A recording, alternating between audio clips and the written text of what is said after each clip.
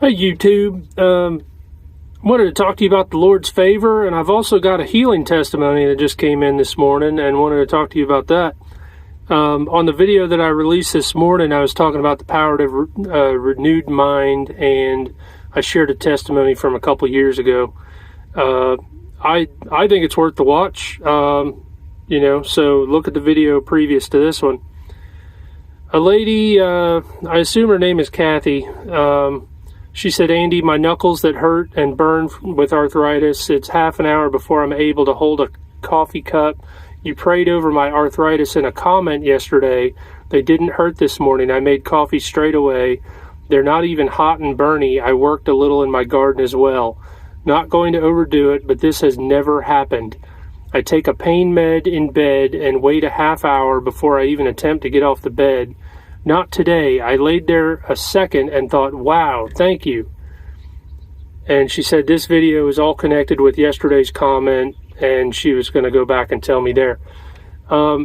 So one of the things that I've dealt with when I was making videos years ago that were more oriented towards, healing ministry, what the scriptures say about it, and believe in God for healing, I would get piles of prayer requests.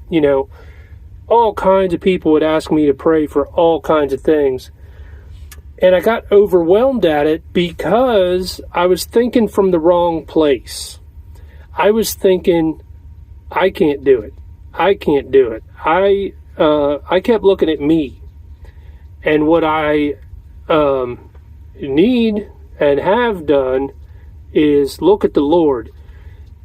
When you have the mind of Christ, all that came to him were healed. He healed the multitudes. I studied it out one time, and there's 9 times in the New Testament. I want to say 8 of them.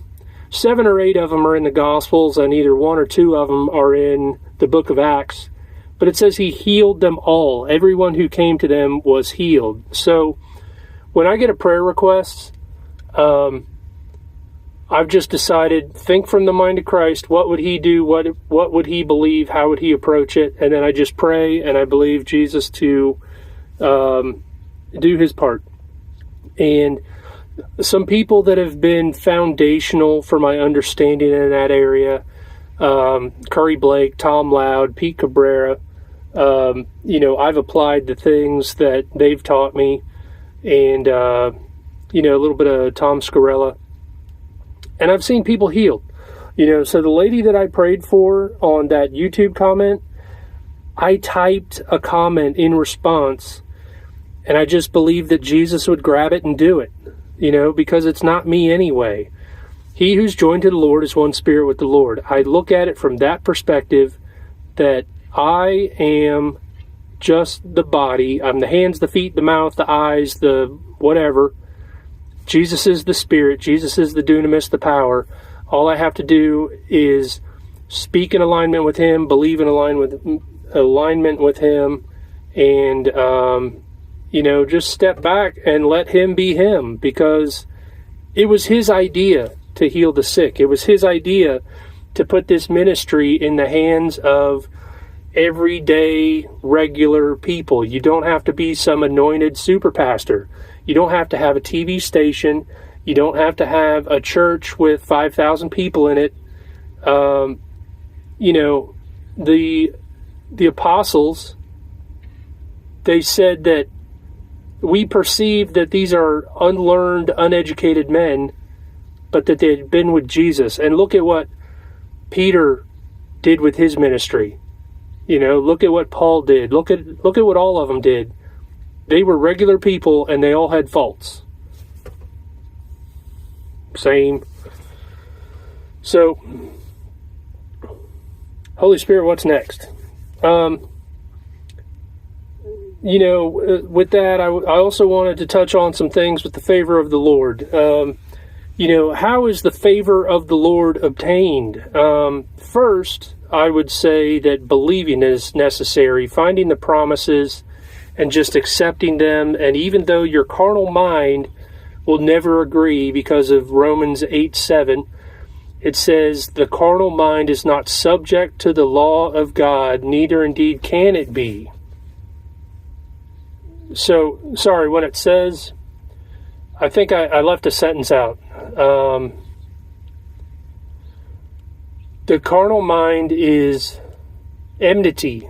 Yeah, the carnal mind is enmity against God, meaning it's hostile, meaning it rejects spiritual things. So if you try to think from here, this thing will question and reject all kinds of promises and things that God said. And if you try to understand it from here, you will forever be stuck. Ask me how I know. I've done my time there. I've tried it. It's been nothing but disappointment.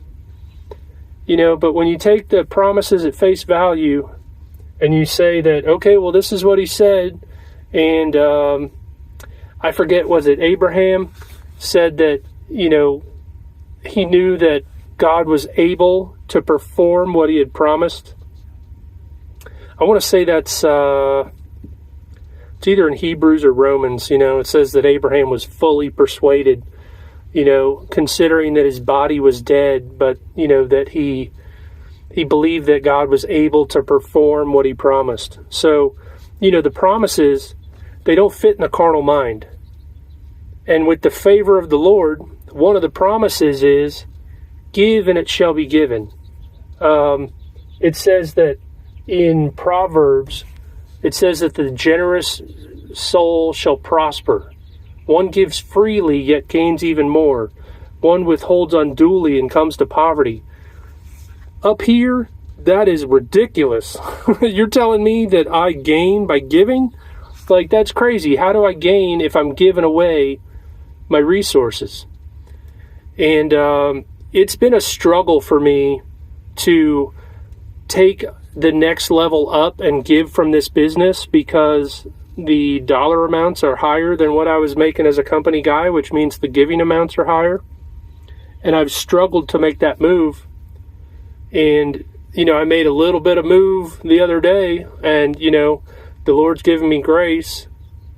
But yesterday, I was told that my regular people that I contract for, that they didn't have anything for me. So I was sitting on my couch thinking, oh man, I just got canceled. Now what? I got to invent things to do. And I remembered a guy. Like, a lot of times the Holy Spirit will bring things to your remembrance. I remembered a guy that, had some side work for me, and I ended up working 9 hours for him.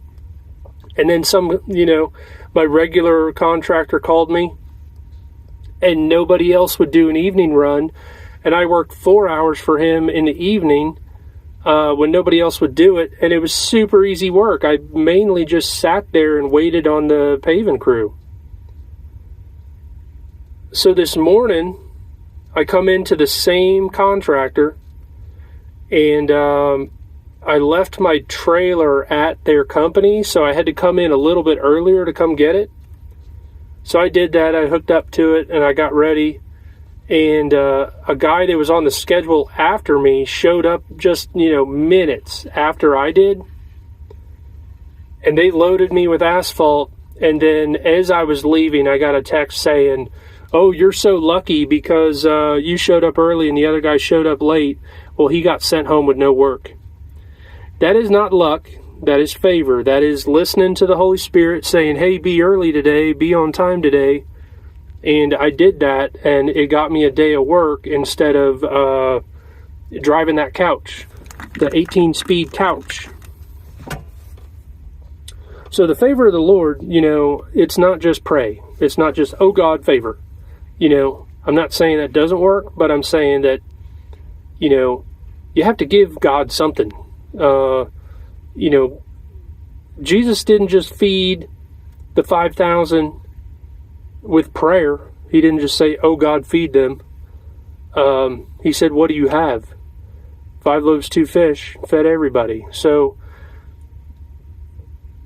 in Genesis, I look at it this way. In Genesis, one of the ways that God first blessed mankind, one of the first blessings that he spoke was, he said, be fruitful and multiply. So God is a multiplier, and you have to give him something to multiply. Look around you. Everything came from a seed that was this big. I thought I had some like tree seeds in here. They were from like a ponderosa tree or something, and it's fascinating to think that a 50-foot tree fits in a little seed this big, because you plant it in the soil and God multiplies it.